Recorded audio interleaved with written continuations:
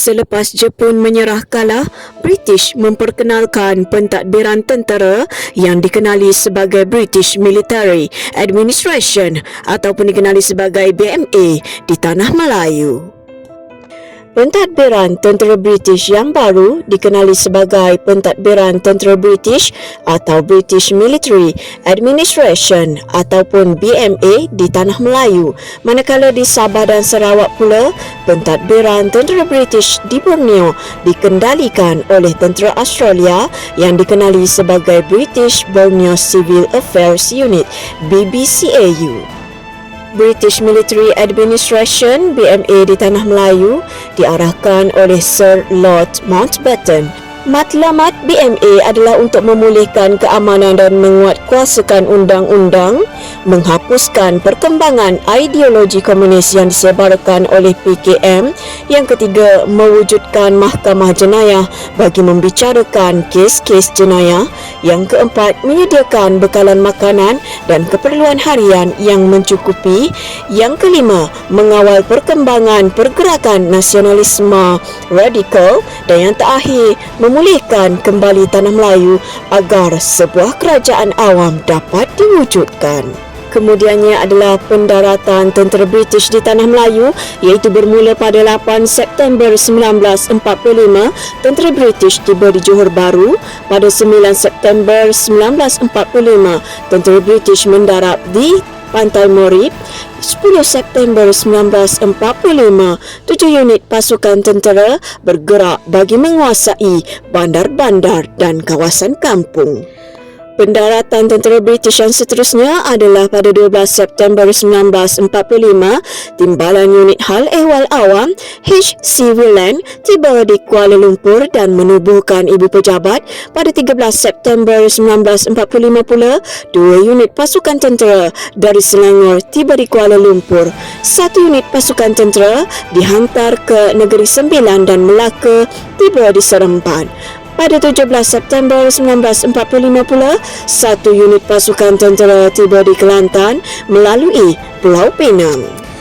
Pendaratan tentera British di Tanah Melayu iaitu pada 19 September 1945, 1 unit pasukan tentera tiba di Alor untuk menguasai Perlis, Kedah dan Keroh. Manakala pada 24 September 1945 pula, pegawai Hal Ehwal Awam bagi negeri Pahang tiba di Kuala Lepis. Seterusnya para pelajar, ayo kita lihat pentadbiran BMA di Tanah Melayu yang mana pemerintahan tentera diletakkan di bawah arahan Sir Lord Mountbatten, pemerintah tertinggi tentera bersekutu bagi rantau Asia Tenggara. Sebagai pemerintah tertinggi, Sir Lord Mountbatten mempunyai kuasa penuh dalam bidang eksekutif, perundangan dan kehakiman. Beliau menerima arahan dan kuasa daripada pejabat tanah jajahan yang terletak di London. Pejabat tanah jajahan akan mengadakan perbincangan dengan Malayan Planning Unit MPU bagi menetapkan dasar-dasar pentadbiran BMA. Dasar pentadbiran akan disampaikan kepada pemerintah tertinggi tentera bersekutu untuk dijadikan garis panduan bagi menjalankan pentadbiran. Pentadbiran awam akan dikendalikan oleh Ketua Pegawai Hal Ehwal Awam CCAO atau Sir Ralph Hone. CCAO akan dibantu oleh Timbalan Ketua Pegawai Hal Ehwal Awam di CCAO iaitu Brigadier General H.C. Willan.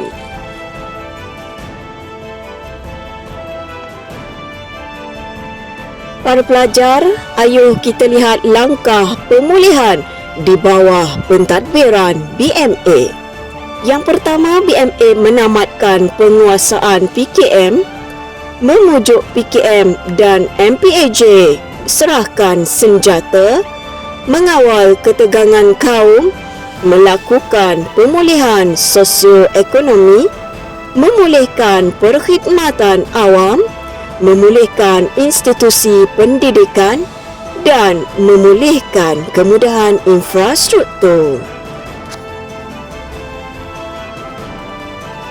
Seterusnya pelajar, kita akan melihat pentadbiran British Borneo Civil Affairs Unit BBCAU dan BMA di Sabah dan Sarawak, yang mana operasi menawan Borneo daripada Jepun adalah bermula pada 22 Jun 1945 di Labuan, 23 Jun 1945 di Miri, 27 Jun 1945 di Beaufort, 12 Julai 1945 di Papar dan 8 November 1945 di Ulu Limbang, kawasan terakhir yang dikuasai.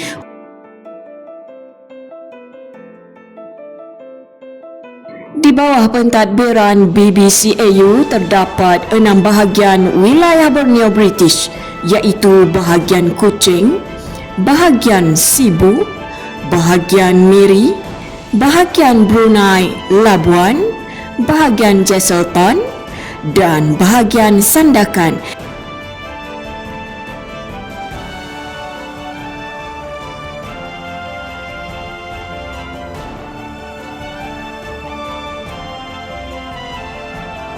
BBCAU telah mengatasi masalah bekalan makanan, pengangkutan, pertanian, perladangan dan memulihkan undang-undang.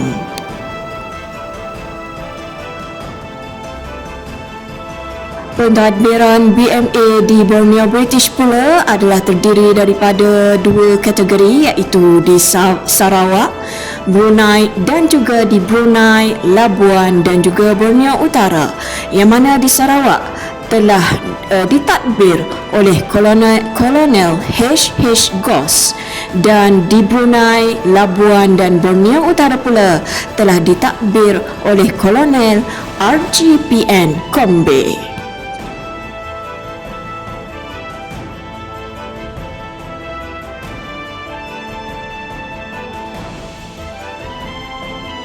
Langkah pemulihan di Sarawak iaitu dengan menyelesaikan ketegangan antara kaum. Yang kedua, menyelesaikan kes-kes sivil dan juga jenayah.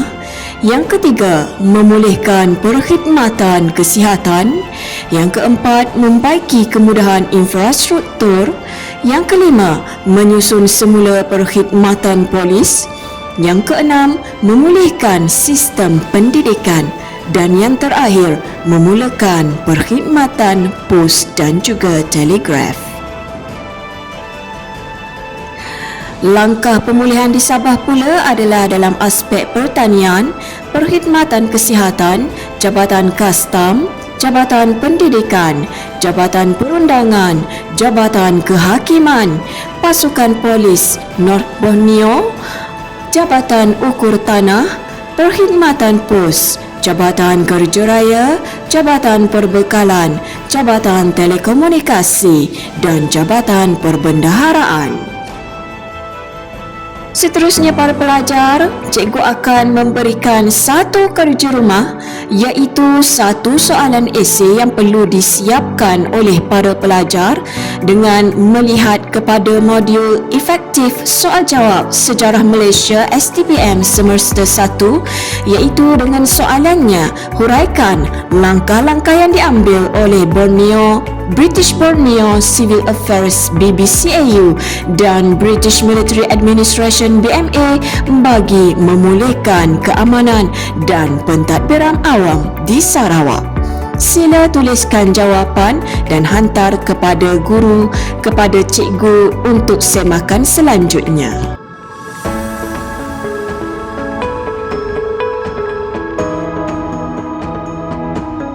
Dengan itu berakhirlah tayangan video kita pada hari ini. Terima kasih diucapkan di atas kerjasama daripada para pelajar.